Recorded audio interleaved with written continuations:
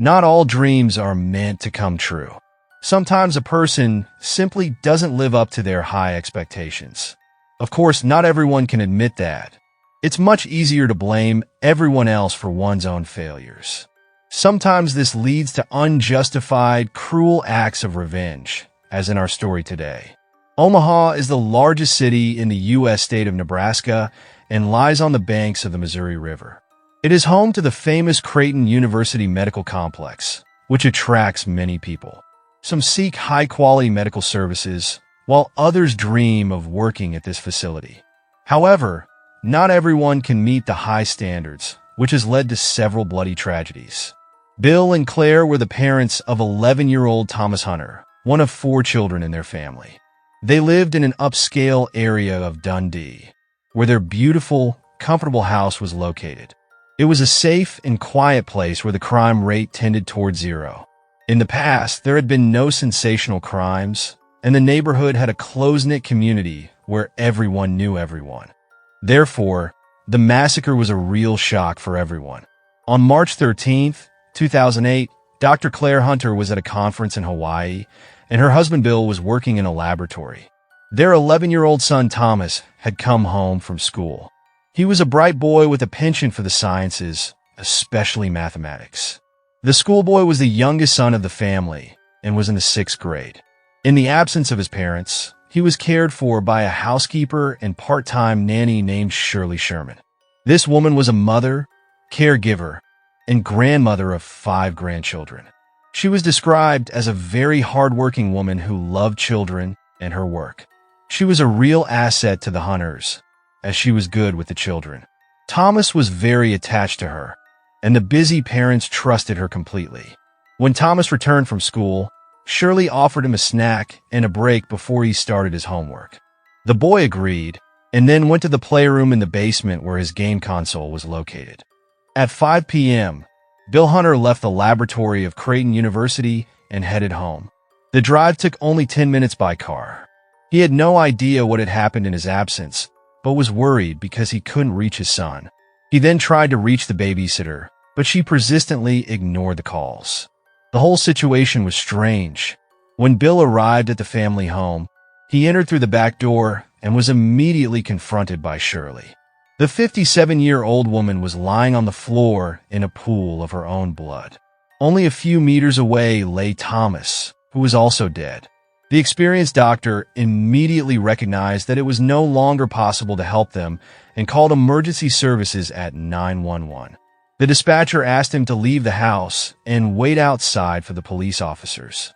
When the police officers arrived at the house, they saw the 2 victims in a pool of blood. Judging by the large amount of blood, they might have died from blood loss. The investigators immediately began to look around the property and decided to talk to Bill.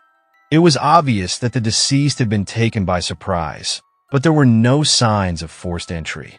Apparently, Shirley had let her attacker into the house, where he struck her down from behind. There was a bucket with cleaning supplies and water that the housekeeper had been using before Dr. Hunter's arrival. The perpetrator probably caught her while she was tidying up before she was finished. In the basement, a game console was found that had been left on.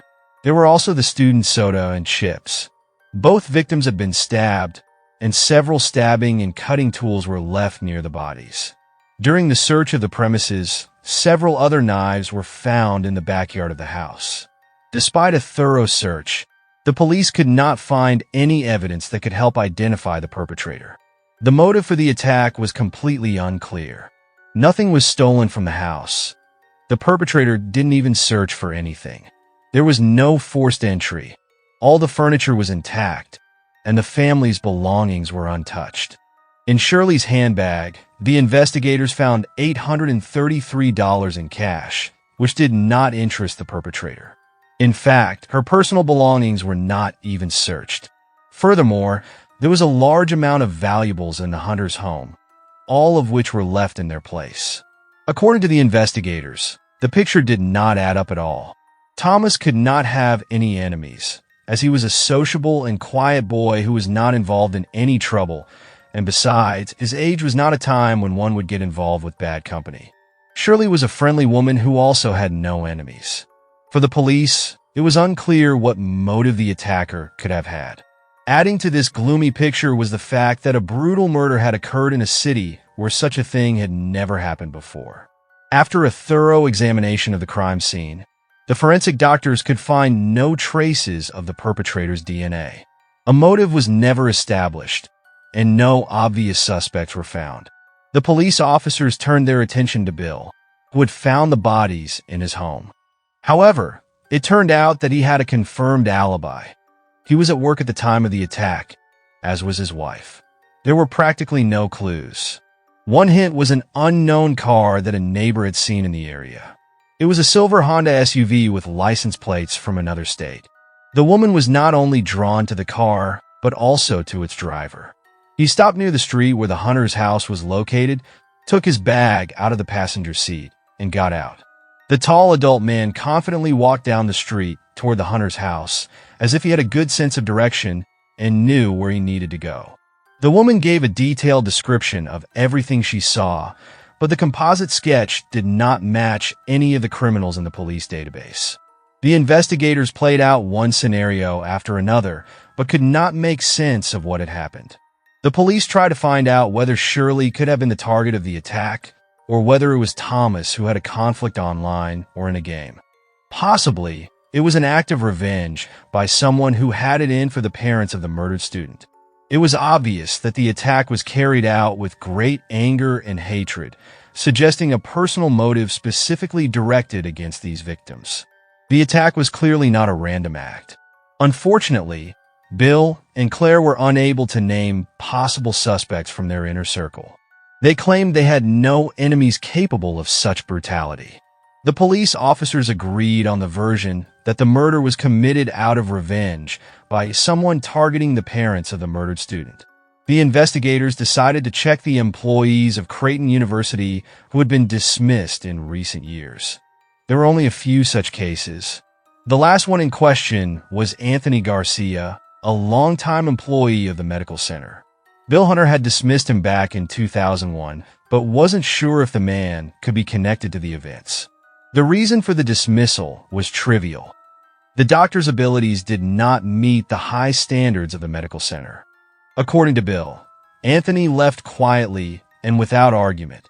He was aware that he did not reach the level of his colleagues and therefore was not suitable for the role of a brutal murderer. Every assumption of the police officers led to a dead end. Eventually, the investigators began to believe that this case would remain unsolved.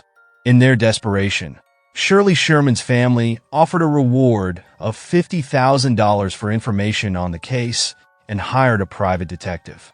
The investigators kept returning to the material collected at the scene of the double murder. But even with the most modern analytical methods, they could find neither DNA nor other traces of the perpetrator. It was obvious that the attacker had been very careful and had worn gloves to leave no traces. It was clear that Thomas had been attacked first. However, nothing was found that could have provoked aggression, let alone the desire to massacre a schoolboy. Even after weeks of investigations, the police could not say whom the perpetrator had targeted, but it was suspected that it was a targeted attack, as the suspect had purposefully approached the house where the victims lived. The investigations finally came to a complete standstill because the investigators simply did not know which direction to go. They continued to pursue leads in vain, and the situation improved only in May 2013. On May 12, 2013, the Butcher family met with old friends in a restaurant.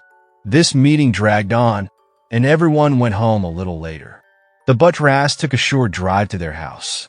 On the way, they received a message from the alarm system that the door to the house was open.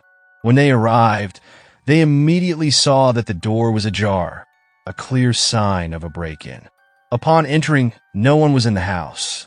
It was obvious that the burglar had gone into the basement, as that door was also ajar. The couple looked around the rooms and were surprised that nothing was missing. It was as if a stranger had entered the house and left again. They decided not to file a report with the police since nothing had been stolen. Later, however, it turned out that the burglar was not interested in valuables. Only a few kilometers away lived Mary and Roger Brumback, who were far less fortunate. The Batrass had stayed at the restaurant longer, so they missed the man who had broken into their house, effectively saving their lives. Roger and Mary were less fortunate, as they were at home at the time. As the perpetrator left the Butras' house, he made his way to theirs. At this time, Roger was painting the interior of the house, as the elderly couple was preparing to sell their belongings and move. The Brumbacks wanted to retire and relocate. Shortly before the incident, the couple had a video call with their daughter. Only a few minutes after the end of the conversation, Roger heard a knock at the door. As soon as he opened the door to the uninvited guest, a shot rang out. But no one immediately learned of the massacre. 2 days later, a moving company arrived at the family's house. This meeting had been planned in advance, as the worker was supposed to help move the piano to the new house. But no one responded to his ringing.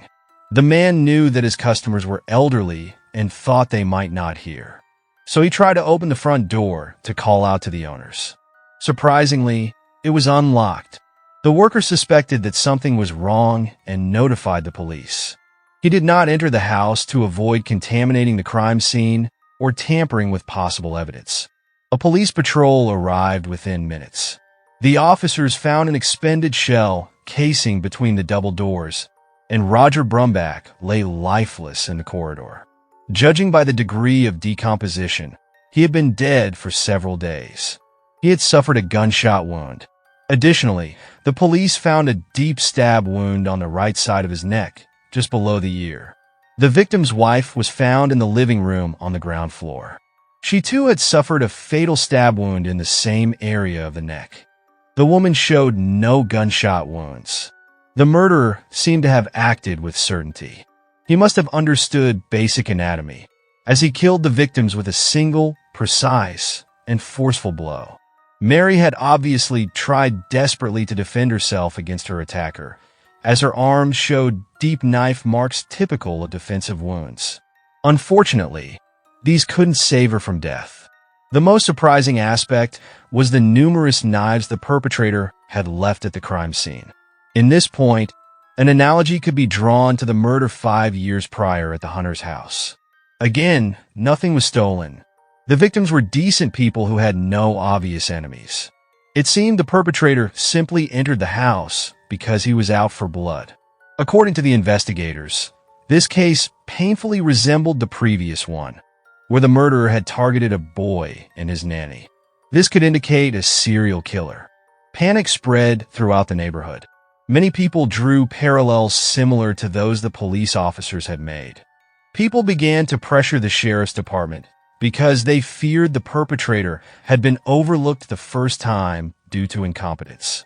No one wanted another double murder. Given that the victims had no enemies, no resident of Omaha felt safe anymore. Both victims showed similar wounds on the right side of the neck, the same wounds that previous victims Thomas and Shirley had died from. Another important clue was found. All the victims' families included people who worked at Creighton Medical Center. Roger had spent most of his professional life treating childhood diseases and later dealt with Alzheimer's patients. Like his wife, he had no enemies. Both were first-class professionals with excellent track records, as well as friendly and caring people.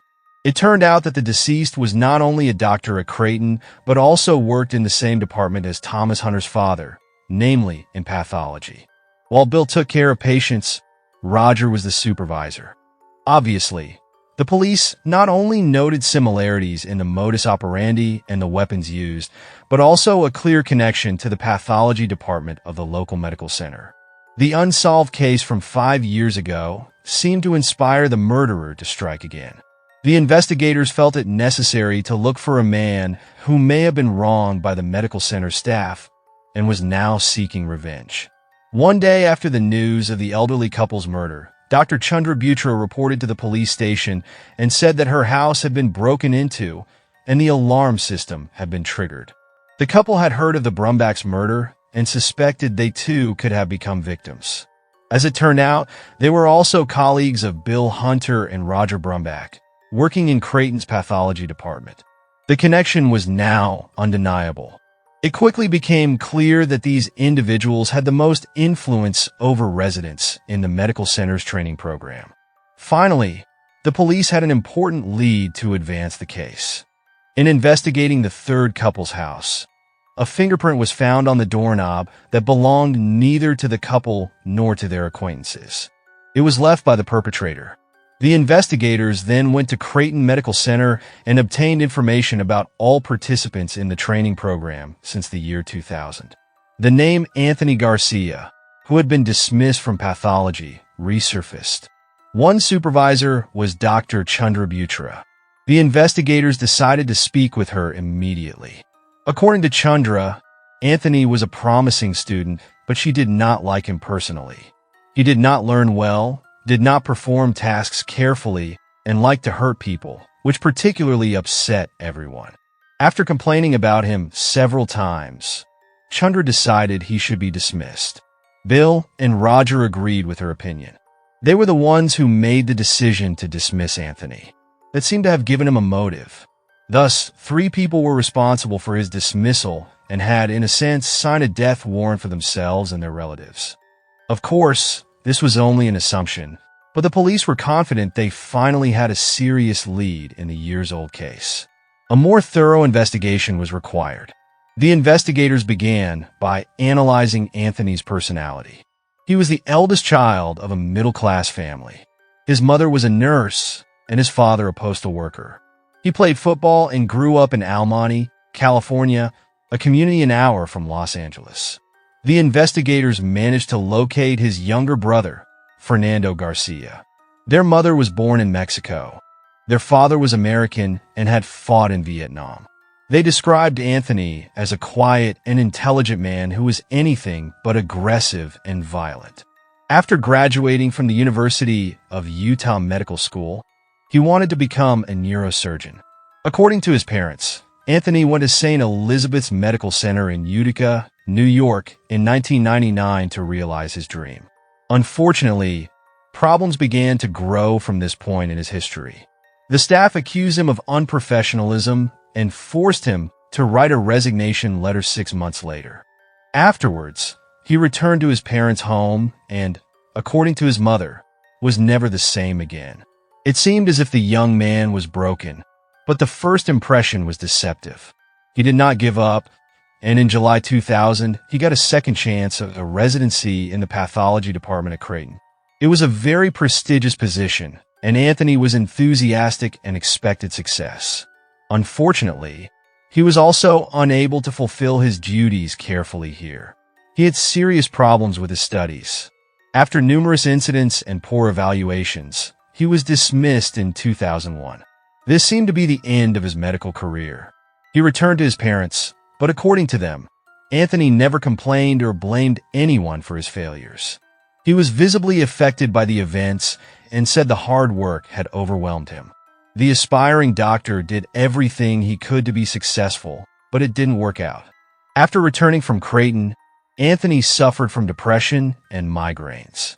It took a while for him to recover, and he even sought help at a psychiatric clinic, where doctors attributed everything to overwork and stress. It seemed there was no way into the medical field. As if by a miracle, however, Anthony Garcia received a third chance in 2003.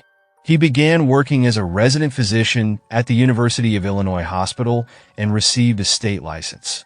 After that, he began searching for a job in the medical field and wandered across the country to find the right clinic. He changed many positions until he eventually ended up in a prison hospital. In every new state where he tried to obtain a medical license, his dismissal from Creighton became a major problem. Every time the event was discovered, he was rejected. Inquiries were made to the university, and each time he applied for a license, the answers were negative. He was described as an unreliable person with low qualifications.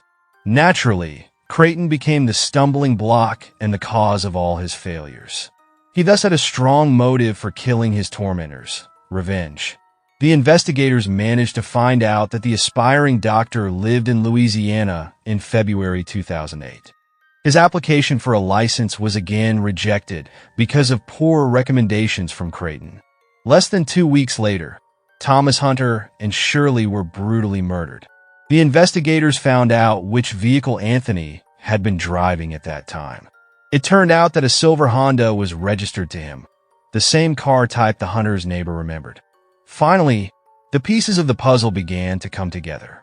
It became known that the suspected murderer had owned the car between 2007 and 2009. The police were certain that the massacre was committed by Anthony Garcia, whose resentment had built up 7 years before the first and 12 years before the second attack. Although the investigators immediately began to formulate a theory that viewed the failed doctor as the main suspect, his brother disagreed. His parents also did not believe the police. They described their son as the family's hope, a quiet and friendly person. The family pointed out that during his time at Creighton, several people had been dismissed and none had returned out of revenge. Anthony did not fit the role of a violent criminal who committed double murders with knives. By 2013, the main suspect had already left Omaha and was living in Indiana. On the eve of these events, he was dismissed again, this time from his position as a medical officer in a prison. Despite the apparent failure of his career, officers arriving at his house found a Ferrari in Garcia's driveway. He seemed to have no shortage of money and led an extravagant life. But that did not interest the investigators. They decided to speak to Anthony personally to find out where he was in May 2013. First, they decided to check the geolocation data of his mobile phone. It turned out that his phone was an hour's drive from the city on that day, later in Omaha itself. There, Anthony visited a restaurant and was recorded by several surveillance cameras buying beer and snacks. This information was obtained from his account statements. Unfortunately, the police did not manage to catch him at home. It was found that Anthony was on his way to Louisiana, which greatly worried the investigators. In their opinion, he could have committed another murder, as he kept blaming others for his unfulfilled goals. Considering that the damage to his career could have been caused by many during the time he changed about a dozen jobs, hundreds of people were in danger. On July 15, 2013, the Illinois State Police arrested the 40-year-old man matching a nationwide alert description. He was arrested at 8:30 a.m. at the wheel of a car.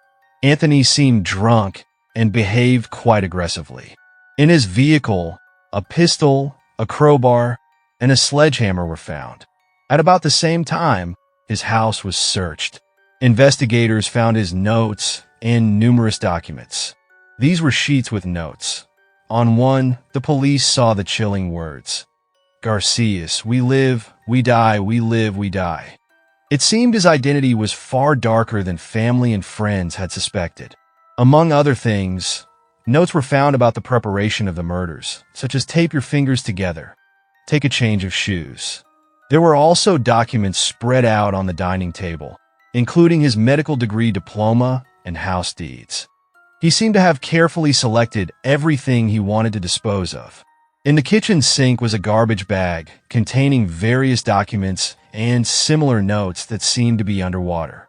The investigators arrived just in time as Anthony was trying to destroy them. The notes ranged from shopping lists to grim notes about torture and murder. In the sink, a dismissal letter from Dr. Chandrabhutra was found, bearing the signatures of Bill Hunter and Roger Brumbach. All this added to the prosecution's list of evidence. The investigations continued, and the investigators found one of the most important witnesses in this case. It was Cecilia Hoffman, who worked as a stripper in Anthony Garcia's favorite club in Indiana. He had been a regular customer for several months and had become known among the club's employees as a fairly wealthy man. Cecilia said that Anthony wanted to build a relationship with her and be more than just a customer, but she was against it. With all her might, she tried to distance herself from the strange man. She tried to make her admirer understand that they were not a couple. The dancer explained that she was into bad boys and that he was not her type. At that moment, Anthony made his shocking confession. The suspect told the stripper he had killed a boy and an older woman, with which Anthony Garcia tried to impress Cecilia. The failed doctor was then extradited to Omaha and formally charged with 4 counts of first-degree murder on July 23, 2013. Under state law, the committed atrocities were punishable by death. Anthony's defense attorney believed his client was innocent. He turned out to be one of the best lawyers, for whom the man's parents spent almost all their savings. On September 26, 2016, hearings began in the case of the 2 double murders. The prosecutor believed that the motive for the massacres was the desire for revenge over his dismissal, as Anthony blamed the doctors at Creighton for his professional failure. The lawyers tried to refute this by showing the jurors a recommendation letter written after the dismissal. In it, Dr. Hunter wrote that he did not want to take away Anthony's chance for a job. The letter said, "We have dismissed him, but we do not want him to be unemployed and destitute. We want him to rehabilitate and find another job." According to the defense attorney, the incident was not so traumatic that Anthony would have had the desire to kill the medical center's staff, let alone the boy and the nanny, who were not involved in the dismissal. The lawyer described Cecilia Hoffman as a liar who only wanted her share of fame. Since the woman was a stripper who, according to Anthony, was drunk at the time of her statement, the attorney insisted her words should not be believed. It was also proven that she was taking prescription medications, so she could have been addicted. The prosecution had enough evidence to convince the jurors otherwise. The murder weapon was found in his house.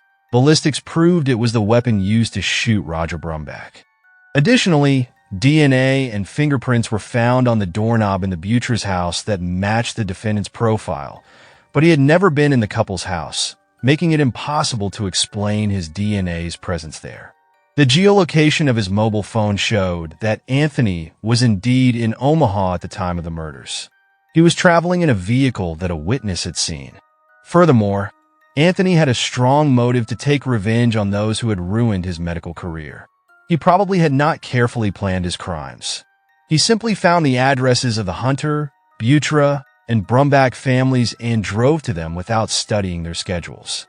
Unfortunately, in the first case, Anthony did not find the medical center staff present, but decided to take out his anger on those present in the house. In the second attempt, he had the misfortune of finding no one at home. In the third attempt, he caught Roger with his wife and killed them. The appearance of Anthony Garcia near the crime scene was considered by the defense as pure coincidence. They argued that Anthony had returned after his dismissal from the prison hospital because he wanted to find work in the area. During the trial, over 50 witnesses were questioned. The proceedings were adjourned for 15 days. Anthony himself refused to appear in court. During most of the trial, Garcia wore headphones and seemed to be sleeping. The jurors deliberated and, after 7 hours, unanimously found Anthony guilty of all 4 murders. In September 2018, a panel of 3 judges sentenced Anthony to death. The victims' families applauded the verdict. They had finally received justice. At the same time, it was a real shock for the Garcia family. The mother and father had lost their eldest son. They did not consider him guilty and argued he had grown up in a healthy environment among hardworking people, far from criminality, and now he was sentenced to death and awaiting execution on death row. Anthony immediately appealed and argued that his defense had been ineffective, but the appeal was rejected. Anthony broke off contact with his legal team and his family of his own accord.